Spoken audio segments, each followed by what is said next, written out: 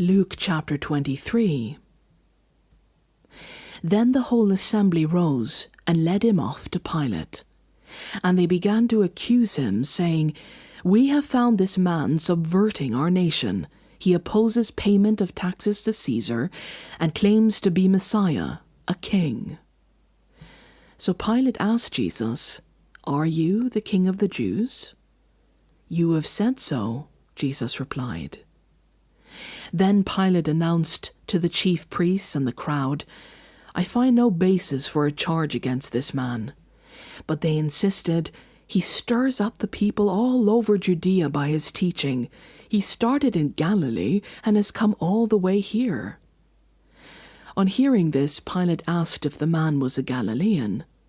When he learned that Jesus was under Herod's jurisdiction, he sent him to Herod, who was also in Jerusalem at that time. When Herod saw Jesus, he was greatly pleased, because for a long time he had been wanting to see him. From what he had heard about him, he hoped to see him perform a sign of some sort. He plied him with many questions, but Jesus gave him no answer. The chief priests and the teachers of the law were standing there, vehemently accusing him. Then Herod and his soldiers ridiculed and mocked him. Dressing him in an elegant robe, they sent him back to Pilate. That day Herod and Pilate became friends. Before this, they had been enemies. Pilate called together the chief priests, the rulers, and the people, and said to them, "You brought me this man as one who was inciting the people to rebellion. I have examined him in your presence and have found no basis for your charges against him. Neither has Herod, for he has sent him back to us. As you can see, he has done nothing to deserve death. Therefore I will punish him and then release him."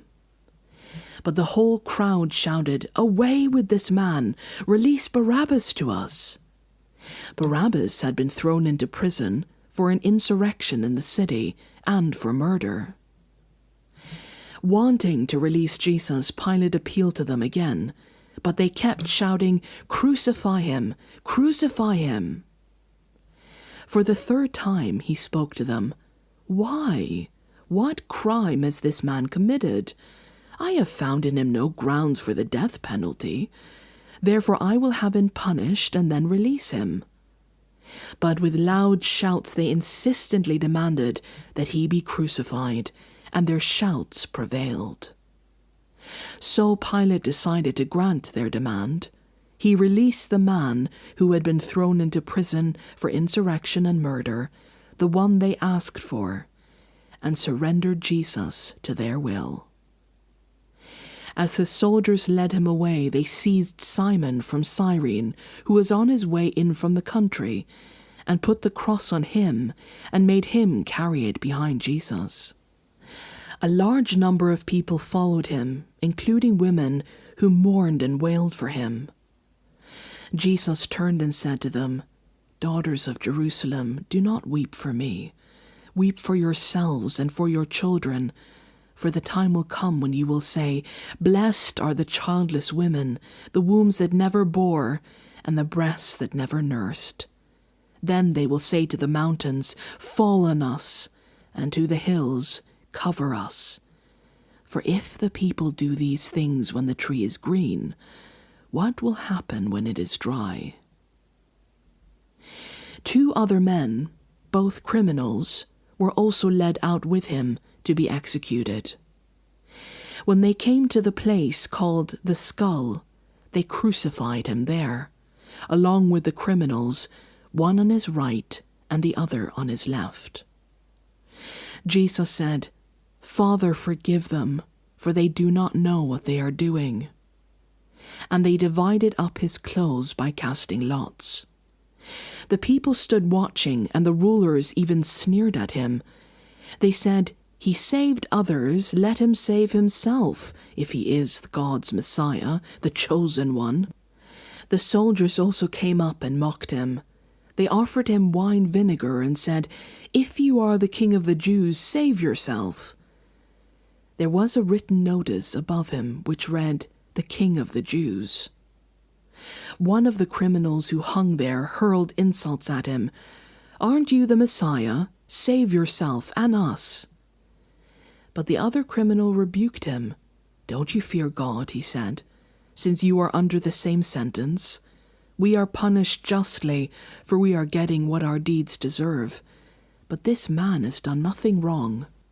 Then he said, "Jesus, remember me when you come into your kingdom." Jesus answered him, "Truly I tell you today, you will be with me in paradise." It was now about noon, and darkness came over the whole land until 3 p.m, for the sun stopped shining, and the curtain of the temple was torn in two. Jesus called out with a loud voice, "Father, into your hands I commit my spirit." When he had said this, he breathed his last. The centurion, seeing what had happened, praised God and said, "Surely this was a righteous man." When all the people who had gathered to witness this sight saw what took place, they beat their breasts and went away. But all those who knew him, including the women who had followed him from Galilee, stood at a distance watching these things. Now there was a man named Joseph, a member of the council, a good and upright man, who had not consented to their decision and action. He came from the Judean town of Arimathea, and he himself was waiting for the kingdom of God. Going to Pilate, he asked for Jesus' body. Then he took it down, wrapped it in linen cloth, and placed it in a tomb cut in the rock, one in which no one had yet been laid. It was preparation day, and the Sabbath was about to begin. The women who had come with Jesus from Galilee followed Joseph and saw the tomb and how his body was laid in it. Then they went home and prepared spices and perfumes. But they rested on the Sabbath in obedience to the commandment.